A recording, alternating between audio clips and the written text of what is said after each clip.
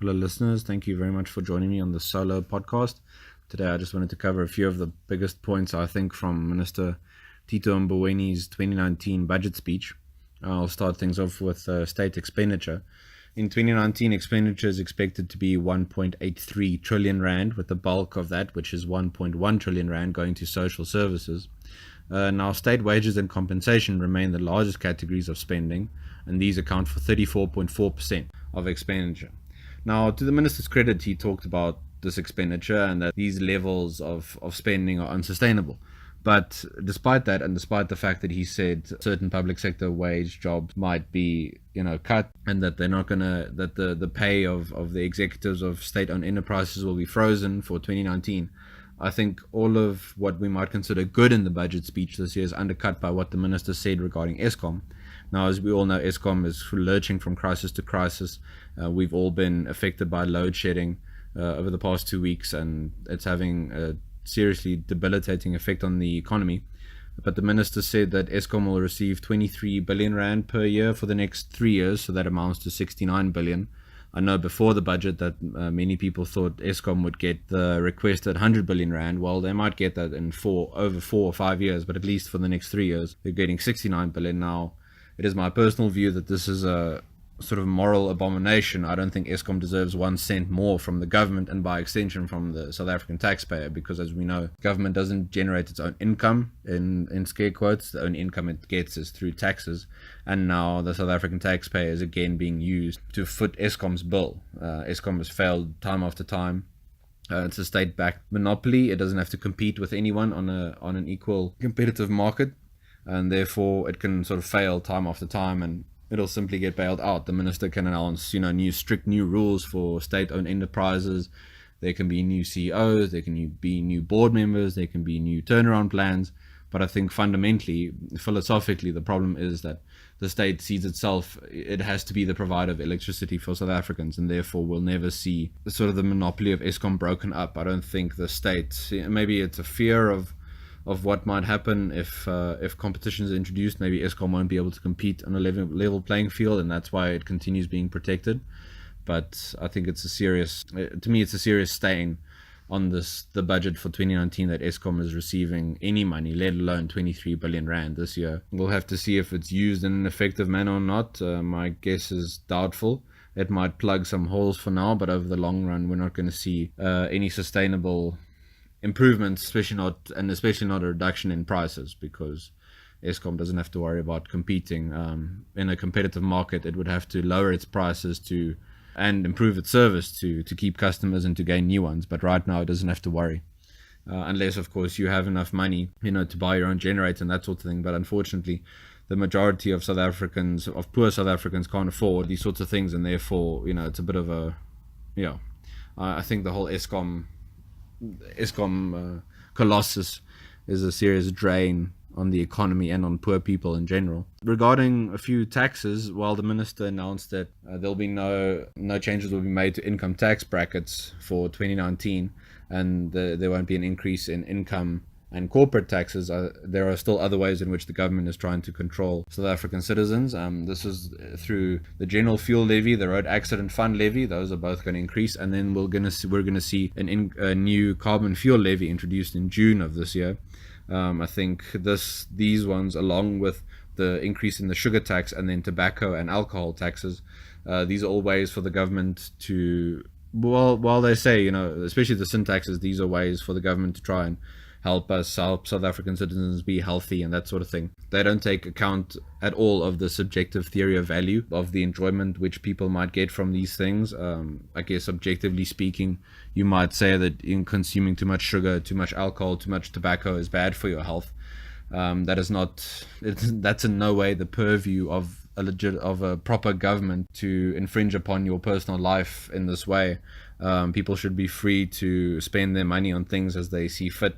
They're not you by smoking or drinking. You're not infringing on anyone else's individual liberty, and therefore I see a serious problem with these sorts of taxes. Of course, they can be used to fund other sorts of plans, grand government plans and initiatives such as the NHI, but I don't regardless of their intended purpose, philosophically and fundamentally, sin taxes are immoral from the beginning because they presume that the government should be interfering in our lives in this way. I just wanted to mention land reform quickly. I was surprised that more money hasn't been allocated for land reform. I think it's 18.4 billion rand was allocated to accelerate land reform in 2019. For all the talk we've heard for the last, at least 2-3 years regarding land reform and expropriation without compensation, I thought this would be the number one item in the budget. We're told a lot about the hunger for land and for land reform from the majority of South Africa, of at least from analysts, regarding they think this is the view of the majority of South Africans, and yet the government doesn't allocate the most money in the budget for land reform. If you think of the billions of rands wasted on bailouts for SAA and Eskom, the amount of title deed transfers which could have been facilitated with that money, it would be astronomical. The capital, the dead capital that sits in South Africa, I don't even want to begin to think about or try and quantify, because I think it's quite scary. If those title deeds had been transferred and that capital had been unlocked, you just think of the wealth that South Africans could have created for themselves by now. But perhaps that sort of personal freedom and liberty is dangerous for the government, and it doesn't deem that South Africans should be afforded such liberty. I guess it goes back to the view of Eskom as well, that the state views itself as, it should take care of us, it should provide us with electricity, it should tell us how to be healthy.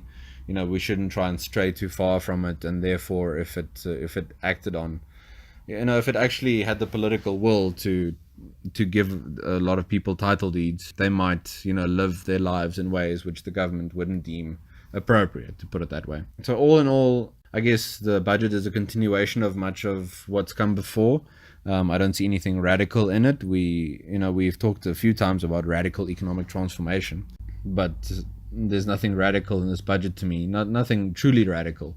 We're continuing policies which increase government expenditure and increase the role of the state in our lives, and that to me is in no way radical, and no way positively radical, at the very least.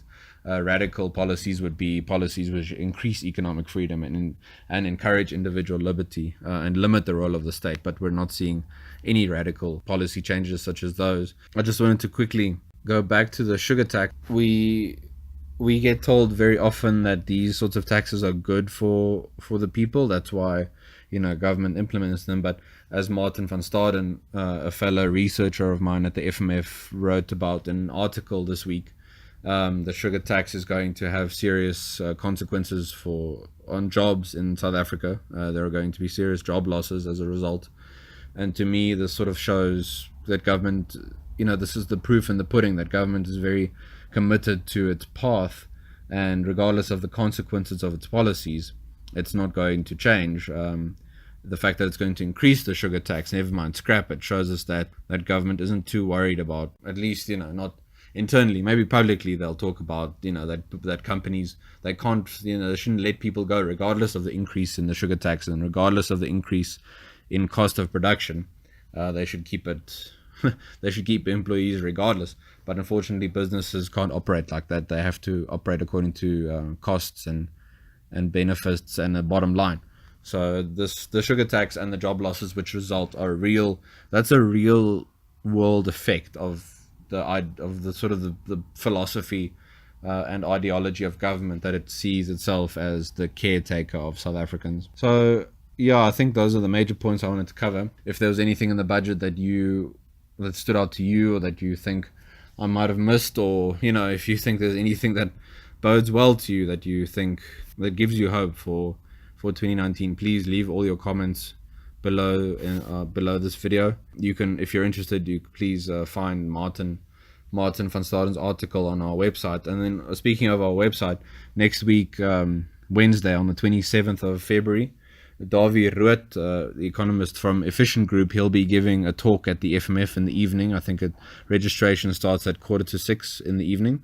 Dawie will be unpacking the budget speech and talking about its effects and what he can glean from all the figures and what it might tell us about the future of the country. So if you'd like to register, and please, we encourage you to do so and attend. just go to our website, www.freemarketfoundation.com. Click on the events banner near the top, sort of halfway along the top of the page, and then Darvy's event will be top of that list, and then you can register there, and please come and attend. But thank you very much again for joining me for this episode. I hope you enjoyed listening. Please leave comments below, like the video and share it. And you can of course find the FMF and all our work on the various social media platforms, including Facebook and Twitter. I look forward to talking to you again. Bye.